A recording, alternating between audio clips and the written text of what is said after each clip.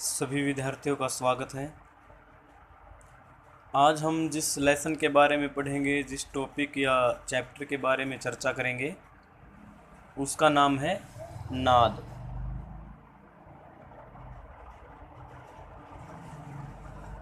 नाद, जैसा कि मैंने कल आपको बता दिया था पहले ही कि हम कल क्या पढ़ेंगे, तो जो आज हम पढ़ने जा रहे हैं, जिसके बारे में चर्चा करेंगे, जिसके बारे में ज्ञान प्राप्त करेंगे, वो टॉपिक है नाद। तो मैं आपको एक चीज़ बताना चाहता हूँ कि कल हमने पढ़ा था ध्वनि के बारे में। किसी भी प्रकार की आवाज़ जो हम कानों से सुन सकते हैं उसे हम ध्वनि कहते हैं। और मैंने आपको ध्वनि के दो प्रकार बताए थे,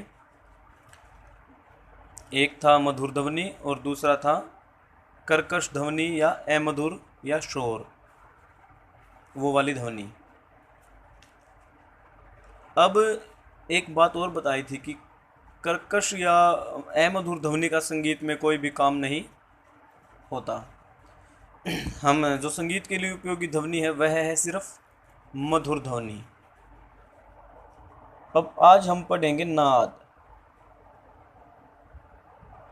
मधुर ध्वनि के बाद जो लेसन आता है वह है नाद। नाद का क्या अर्थ होता है? नाद दो शब्दों से मिलकर बना है, न और द। न और द को मिलाकर बनता है नाद। यहाँ पर न का अर्थ होता है वो है नकार, यानी वायु या प्राण, जिसको हम हवा भी बोलते हैं। द का अर्थ होता है दकार, अर्थात जिसको हम अग्नि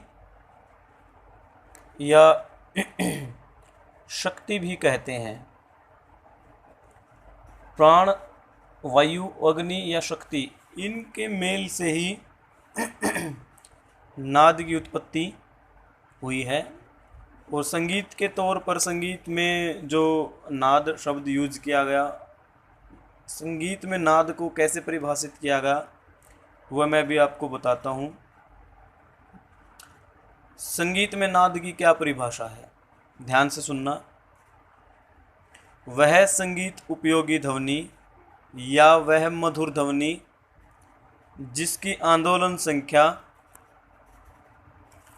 नियमित व स्थिर होती है। वह मधुर ध्वनि या वह संगीत उपयोगी ध्वनि जिसकी आंदोलन संख्या नियमित व स्थिर होती है और जो साथ साथ आकर्षक भी होती है और सुनने वाले को ज़्यादा देर तक सुनने की इच्छा भी जागृत कर सकती है। ऐसी शक्ति उस ध्वनि में होनी चाहिए। ऐसी मधुर ध्वनि को संगीत में नाद कहा जाता है। अब आप फिर देखना ध्यान से, मैं एक बार फिर बताता हूँ। इसमें कुछ ऐसे वर्ड्स आए जहाँ पर आप शायद कन्फ्यूज़न में आ सकते हैं, लेकिन मैं पहले उन चीज़ों को क्लियर कर देता हूँ। फिर नाद की परिभाषा एक बार ध्यान से सुनना। संगीत उपयोगी वह मधुर ध्वनि जिसकी आंदोलन संख्या, आंदोलन संख्या, आंदोलन संख्या से मतलब क्या है? आंदोलन आप यहाँ पर समझ सकते हैं कि कंपन,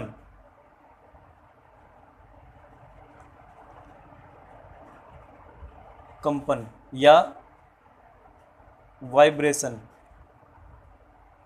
कल मैंने बताया था जब हम ध्वनि उत्पन्न करते हैं तो जब अंदर से हवा बाहर निकलती है तो हमारे गले के वोकल कॉर्ड्स, उनमें कंपन होती है, जिसकी वजह से ध्वनि उत्पन्न होती है। जब किसी वाद्य यंत्र के तार को छेड़ते हैं तो उसकी कंपन से ध्वनि उत्पन्न होती है। यहाँ पर जो आंदोलन संख्या का मतलब है वो वाइब्रेशन से है।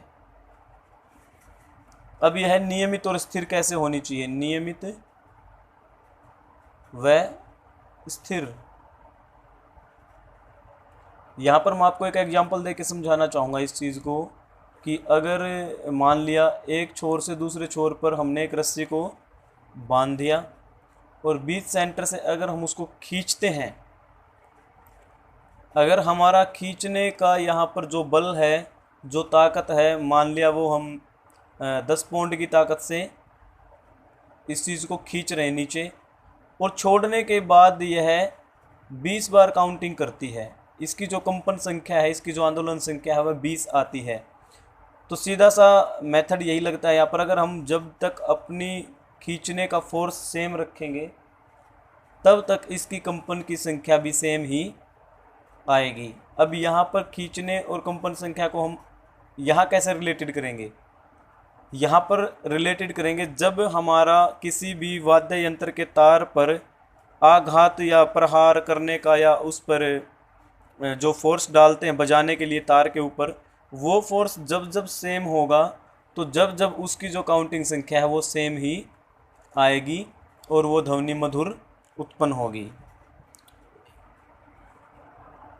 तो जिस वह संगीत उपयोगी मधुर ध्वनि जिसकी आंदोलन संख्या नियमित व स्थिर होती है वह ध्वनि नाद कहलाती है, और उस ध्वनि में आकर्षित करने की अक्षमता और देर तक सुनने वाले को ज़्यादा देर तक सुन सके ऐसी एक क्षमता या ऐसी शक्ति होना जरूरी है।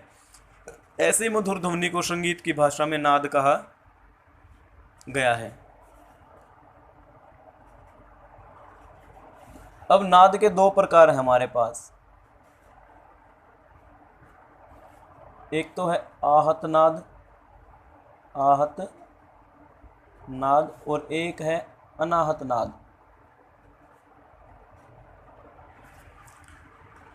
नाद के अर्थ से आप समझ गए कि बहुत ज़्यादा मधुर ध्वनि।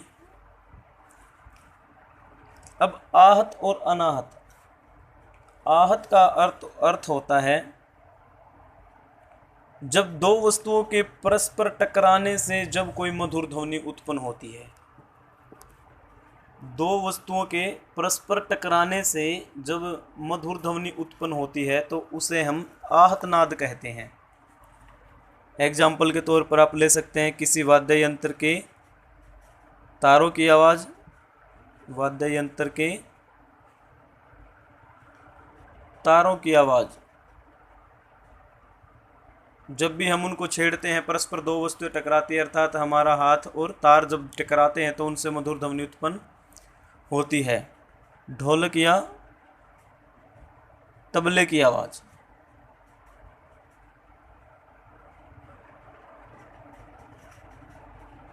ढोलक या तबले की आवाज़। जब ढोलक पर हम प्रहार करते हैं तो जो चमड़ा मंडा हुआ होता है उसकी गूंज से ध्वनि उत्पन्न होती है, मधुर ध्वनि उत्पन्न होती है।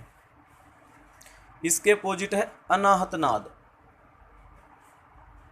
यह वह ध्वनि होती है या वह नाद होता है जिसको उत्पन्न करने के लिए किसी भी,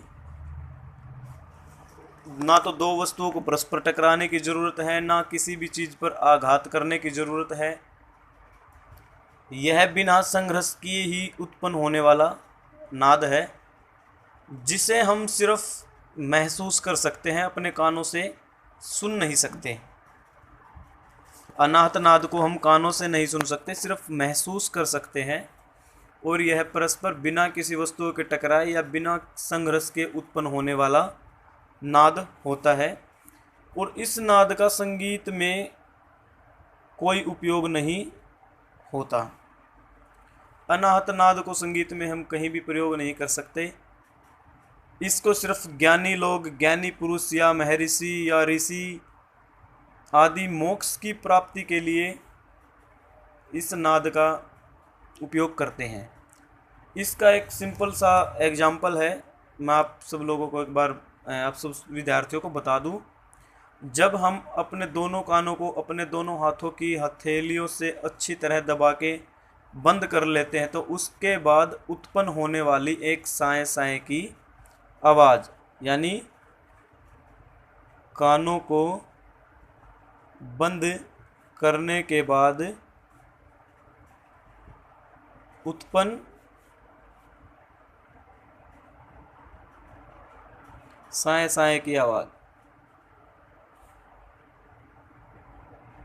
वो जो ध्वनि उत्पन्न होती है जिसे हम महसूस करते हैं उसे ही हम अनाहत नाद कहते हैं।